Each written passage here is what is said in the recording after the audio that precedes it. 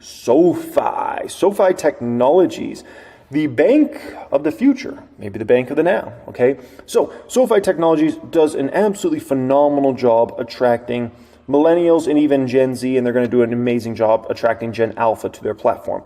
Now, if you look at the growth over time, this is members. I call them customers. They call them members, okay? Look at this, from 1 million to 2.2 million to 3.8 million, 5.6 million, 8.1 million members, customers, whatever you want to call it, on SoFi's platform. So they just continue to gobble up more and more market share, more and more people using SoFi's platform overall, right? And then once you're in the ecosystem, very important everybody understands this, once you're in the ecosystem for SoFi, then they can sell you other products and services that they have overall, right? Now, look at the quarterly performance. 26% year-over-year quarterly net revenue growth year-over-year. That's an incredible number, right? And look at the adjusted EBITDA, earnings before interest, taxes, depreciation, amortization. 25% EBITDA margin in their latest quarter. At this same time last year, 16%. So the EBITDA margin is obviously pretty explosive growth there, and their revenue growth over time has been absolutely extraordinary. Now, they're trying to slow down their growth a little bit right now because Anthony Notos wants to run the business pretty tight right now, right? Given all the risk out there and the uncertainty of what's going on with interest rates, what's going to be happening with the economy, hard landing, soft landing, medium landing, all those sorts of things, okay? So he's playing it smart, in my opinion. They could grow a lot faster than this if they wanted to. But he's keeping the company very tight right now, which I like, okay? Now, total interest income in this latest quarter, $665 million versus $371 million same quarter last year. Net interest income, which is very important because, interest income is one thing, but what's about your interest expense? So you want to look at net interest income, so that's going to, take the two apart from each other. $402 million of net interest income versus $236 in the same quarter last year. Explosive growth in net interest income. Absolutely explosive growth. Right? Look at the net income. $88 million in net income versus a $34 million net loss in the same quarter last year. So now they've also are at the infant stage of profitability. They've flipped. They've now flipped to become a profitable company, and now it's about scaling that profitability over the coming years, right? Now, when we look at 1000xstocks.com and we look at the 2-year forward P, which I think is a very important metric to look at, and you're not going to really find this on almost any other service out there, right? It's a projected number. Talking about a 22-year forward P here for SoFi, it's pretty darn attractive. That's pretty darn attractive. Now, in regards to SoFi, and the reason it's pretty darn attractive is because of how much growth they have at this company, how many customers they're attracting, their net interest income growth, right? Their net income growth, like you're just not going to find that in other banks out there. Other banks are, to be honest, they're trying to stagnate their businesses over the next year or two, right? SoFi's at a whole different level, and that's why I say to only pay a 22-year out forward PE, I think is pretty darn attractive for this one. Now, the market cap of SoFi is about $7 billion. Keep in mind, this is the bank of the future, plus you're getting the tech platform and the Galileo side as well for $7 billion. Now, to put that in reference, right, the biggest banks in the world, is $581 billion market cap, $312 billion market cap, $252 billion, $208 billion, right? These are like the big dog banks. This is where SoFi's headed long term, in my opinion. Are they getting there tomorrow or next week or next month? No. But are they headed there over the next 10, 20 years? If Noto runs his company as well he's been doing, and he does that over the coming, next decade or two, they could be on this list of like the $100 billion plus banks. When you look at how many members are attracting, then getting more and more folks with higher net worths over time, right? And attracting people that maybe don't have a high net worth right now, but then they get a higher net worth and they use SoFi as their bank and where they get all their different loans and all these different finance products. I mean, my gosh. And then the way you build your, the back end of your business off that is incredible, right? SoFi's not even close to in the top 100 biggest market cap banks right now. Look at literally number 100's down here at 21 billion, and SoFi is like a $7 billion market cap right now, right? So think about where SoFi is going to be 5 years out, 10 years out, 15 years out. Is a pretty extraordinary opportunity. All they got to do is survive downturns, make it out to the other side, and grow bigger and bigger and bigger and bigger and bigger, just as they've been doing. And I got to say, Anthony Noto running this company, he's done a heck of a job. You look at his track record, he's doing very well, very well. And like I said, he could be growing this business even faster right now, but if you want to grow it even faster right now, you're going to take even more risk, right? Do you want to take that level of risk right now? No. we're attracting a ton of customers. We're net interest income's going up very nicely. The company's very profitable. We don't want to risk the whole long-term future of this company just to grow at extra percentages, right? Why this company's on the trajectory to become a banking giant over the next 10 years, right? Why risk it all to just grow at a little bit of a faster clip? It doesn't make sense. No. Not in this environment. No way. So I like that man in charge. He's grown a lot on me. I think he's probably my second favorite banker. No, yeah, I would say he is my second favorite banker. The only one I put ahead of him is Jamie Dimon over there at JP Morgan. That's it. Those only two really I like, honestly. They're honestly the two only bankers I really like, okay? So, SoFi. This is a tough one. I'll be honest with you guys. A very tough one.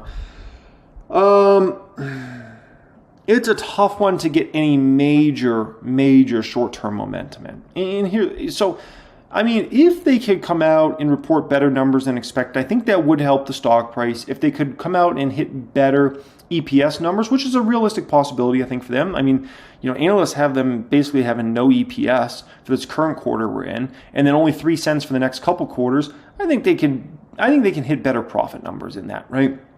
I think another big thing for the numbers would be if they could confirm double-digit revenue growth, because look at where analysts have, a few quarters from now. They have 5% revenue there, 5.7%. If people can become confident that SoFi is not going down those single digits and is going to remain a double-digit grower, I think that definitely helps the stock price. But the issue with SoFi is, and this is why it's such a tough one, is what really needs to happen is not even in their control. It's nice if there's certain things you can do that are in your control, right? And for Palantir, there's several things that they could do that's in their control. With SoFi, it's not really in their control here in the short term. What's really needed is, one, people got to become confident inflation's done. And the reason they got to become confident inflation's done is because then they'll say there's no more rate hikes on the table, right? And there's no more worrying about higher for longer. What also needs to happen is interest rates have to go lower, right? People do not like many of these financial institutions, especially any of the riskier ones, which SoFi would be grouped into the riskier ones.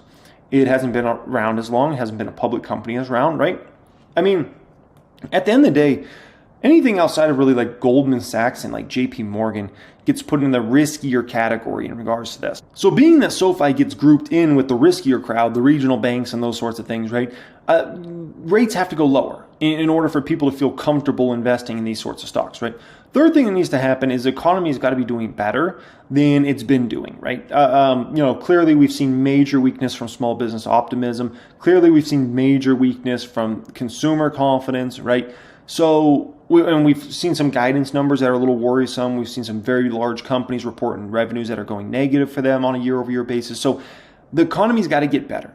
So the moral of the story is, how realistic are those? Well, inflation, I think inflation is in my opinion, people shouldn't even be focused on inflation anymore. They should actually be worrying about what's likely coming 6 months and 12 months from now, which is a complete opposite of inflation. So inflation, I don't think that's really the worry. I think you'll get lower and lower numbers over the next few months, as long as we don't see some major bull cycle in commodities or something like that, right? So I don't think inflation's the issue. Rates going lower, yes, but we still are likely waiting a little bit before any dramatic changes in rates, right? So if you think there's going to be a dramatic rate change in rates like anytime soon, I wouldn't get too excited about that, right? And then when it comes to the economy, are things likely to get massively better in the short term for the economy? I don't know. I'm not 100% convinced of that, right? And so that's where it makes it tough for SoFi stock to really get moving and get out of this kind of dead money area that it's been in, right? Is because it doesn't even control what could really affect the stock very positively in the short term, at least, right? So that is what it is for the moment in time we're in, right? Now, it's important to understand in regards to this, right, is you don't want to get too caught up into, the short-term stuff, right? We know the short-term stuff is what it is, right, in regards to these stocks. But at the end of the day, the next 6 months for these stocks, it's going to come and go fast. 6 months is going to fly by. You're going to be like, whoa, 6 months already flew by. At the end of the day, the next 6 years matter a whole lot more for these stocks. SoFi, Tesla, and Palantir. Where are these companies at 6 years from now? That's what really matters, right? If I look at like the public account, for example, the public account 6 years ago, I believe it was under $100,000. Under $100,000 is a $2 million plus account now, right? So it's at a whole different area, a whole different stratosphere in regards to that. A lot can change in 6 years. 6 months, if SoFi's $10 or $6, does it make all the difference in the world? No. As long as SoFi's $20 or $30 or $40 a few years from now, that's what really matters, right? As long as Palantir is $50 or $100 a share a few years from now, that's what really matters. Is it 25 or 30 or 20 6 months from now? I'm not sure so much it matters, right? So just a little food for thought in regards to that I think is very important for everybody to understand out there, okay? Hey, I want to thank you for watching this video here today on the Clips channel. I want to introduce you to 1000xstocks.com. This is the most valuable service you're going to find out there. If you're an investor in the market, this is a tool that's going to help you immensely get to the next level in the market. So when you're looking at 1000xstocks.com, you're able to understand all the different metrics laid out exactly how you need them as a long-term investor in the market. So let's say I wanted to look at a stock like Palantir. I can go ahead and type in Palantir right here, and it's going to say all Palantir's different metrics right here. Let's say I want to go ahead and look at a stock like Tesla. I can go ahead and type in Tesla right here, search. It's going to give me all Tesla's metrics right there. Let's say I want to look at a stock like PayPal. Go ahead, search it up, and then it's going to give me all PayPal's numbers laid out right there. Compare feature is one of the most valuable features of any service literally in the world. And the reason being is you're able to compare 3 different stocks all next to each other in a matter of seconds. It's absolutely, there's no service you're going to be able to find something like this. So let's say I wanted to find out, what do I think is a better buy? Do I think it's Meta? Do I think it's Google? Or do I think it's, let's say, a stock like Microsoft, for instance, right? So I can go ahead, type all those in there, and then hit compare, and boom, in a matter of, what was that, a second or two, it gave me all the metrics out. So now I can say, okay, Meta's forward P is trading at this, Google's forward P is trading at this, Microsoft's trading at this, and I can go ahead and understand this on a very high level. Additionally, we have earnings calls on here as well. So if I need to listen to any companies I own or am researching their conference calls, I can do it right here through the service. So let's say Tesla, if I want to pull up Tesla's latest conference call, boom, I can play it. I can adjust the speed as well. So if I want to listen to it at 2x speed, I can listen to it at 2x speed, 1.5x. I also have the transcripts of the conference calls as well right here. We're also working on a lot of different new features behind the scenes. So if you would like to apply for access of 1000xstocks.com, go to 1000xstocks.com and you'll be able to fill out an application and go from there. Cheesecake Factory. Oh, do I love this one. I love this one. So you might know this as a very famous restaurant chain, right? Now, a stock like this is usually a very cyclical type company, right? So basically, cyclical type companies are companies that go through these kind of big boom and bust cycles, and restaurants could kind of be seen as that, okay, you feel good about the economy and where the economy is headed, you buy these sorts of stocks, right? You feel bad about the economy and where the economy is headed, you don't buy these stocks, right? And that's usually how you could view, honestly, most restaurant stocks. Cake is a very different story. It is not cyclical, okay? So the reason this company is not cyclical is because they have major growth levers all over the company that other companies just don't have, okay?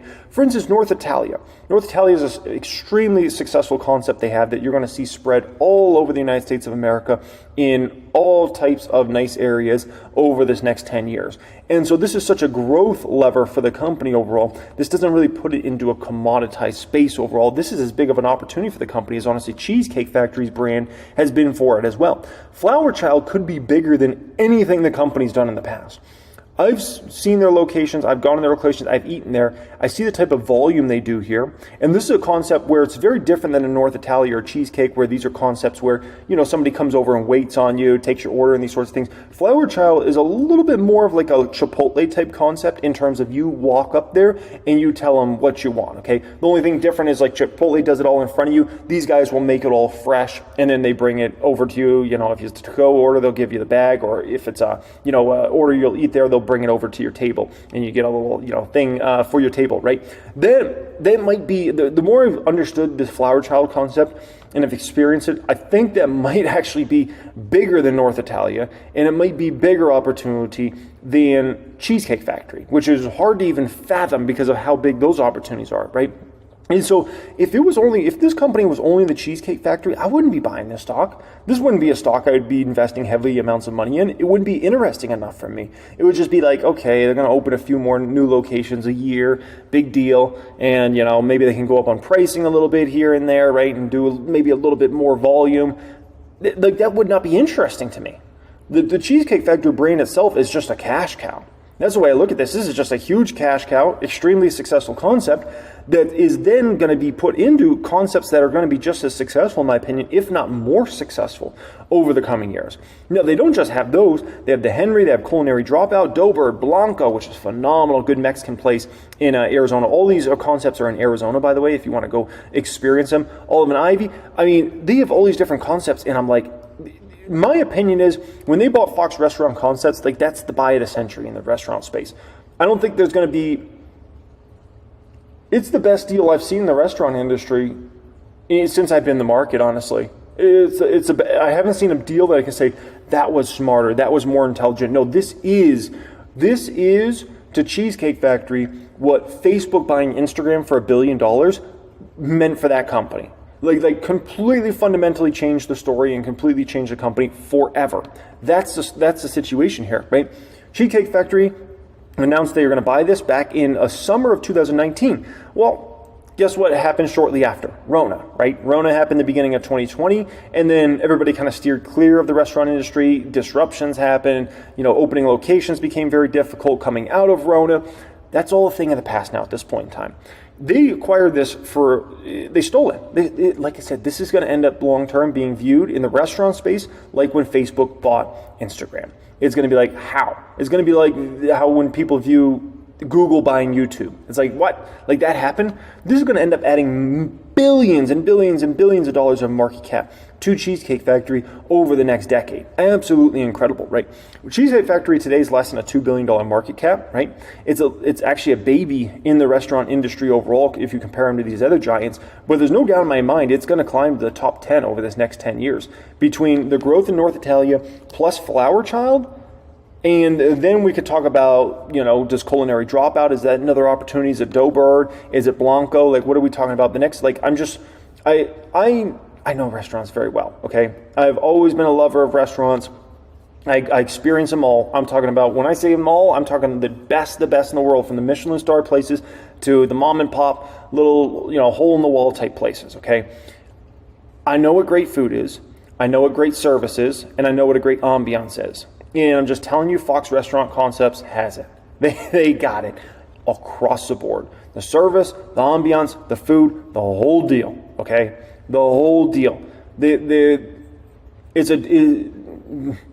above everybody. That's all I'm going to say about that. They're above everybody, and you'll get to see that over this next 10 years, and it's going to be an absolute game changer for Cheesecake Factory's stock price over the next 10 years. Now, when you look at Cheesecake Factory's latest income statement, this is an A- income statement. It's incredible. Their revenues went up quite substantially year over year, $891 million versus $866 million the year prior, right? Look at net income. Net income went to $33 million in net income versus $28 million in net income, right? Diluted EPS looked great for the company. And this is it despite 3 years of inflation, right? I mean, you would think about like the consumer, how bad people have been hit by inflation, and you would just think, man, they've got to be doing bad, right? No, they're actually doing better than ever.